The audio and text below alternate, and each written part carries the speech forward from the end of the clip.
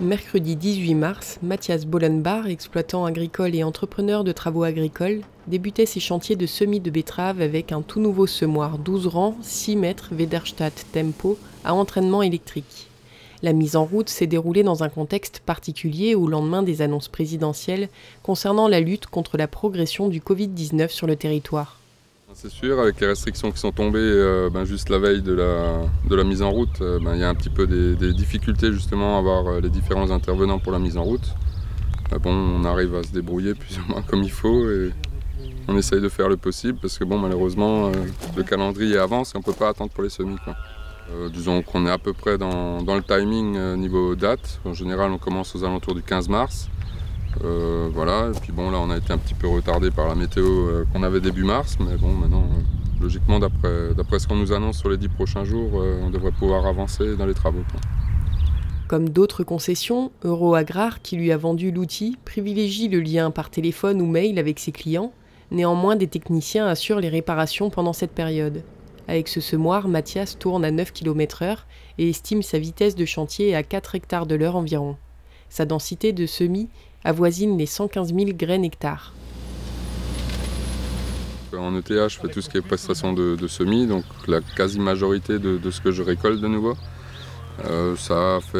Aujourd'hui, ça fait à peu près 350 hectares à semer en betterave, quoi, et puis pour un peu plus de 400 à l'arrachage, quoi. Ces 2 dernières années, on a été assez impacté, on va dire, en Alsace par rapport à la maladie de la cercosporiose, des feuilles. Et donc automatiquement, il y a beaucoup de monde, ça impacte énormément les rendements. Et donc il y a des gens qui ont jeté l'éponge. Et puis pour ma part, c'était 170 hectares en 2 ans, quoi, de pertes.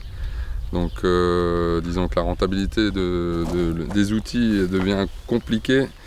Et maintenant on essaye au niveau de la sucrerie, il y a quand même aujourd'hui, on a réussi à maintenir déjà la surface de 2019 à 2020. On essayera encore de la développer dans les prochaines années, s'il y a bien des gens qui veulent nous rejoindre. Et dans ce cas-là, on va dire qu'on peut pérenniser à nouveau l'entreprise, quoi. Mathias a personnellement augmenté ses surfaces de betteraves cette année, mais l'acquisition de cet outil pour un montant de 80 000 € a été réfléchie plus globalement pour un ensemble de cultures. Ce semoir polyvalent lui permettra notamment de réaliser cette année un premier essai de modulation de semis de maïs. L'exploitation familiale, elle est à Fortuire. On exploite du maïs, des betteraves, des pommes de terre. Ensuite, là, j'ai eu l'occasion de m'installer sur une deuxième ferme dans le village à côté, là où on fait également maïs, betteraves et du soja semence. L'année dernière, on va dire l'exploitation historique que j'ai repris, elle faisait habituellement 16 hectares. On a augmenté à 20 hectares sur l'exploitation là-bas. On avait un peu plus de 20 ici, donc on était déjà à 41 hectares en tout. Pour 2020, on sera à 50 hectares, donc on a augmenté de 9 hectares la surface sur les 2 exploitations. Donc oui, je pense aujourd'hui contribuer un petit peu à l'augmentation quand même de la surface. Et on va dire qu'on a joué le jeu de la demande aussi de l'usine qui nous demandait de produire un petit peu plus cette année quand même pour essayer de maintenir les surfaces et maintenir l'outil aussi, la sucrerie, quoi. Donc oui, la particularité, on va dire, du semoir, c'est qu'aujourd'hui il est adaptable aussi bien pour faire de la betterave, colza, maïs, soja. On peut tout semer, on peut changer les interrangs aussi. Et donc oui, aujourd'hui, tant que la betterave est là, on sèmera tout.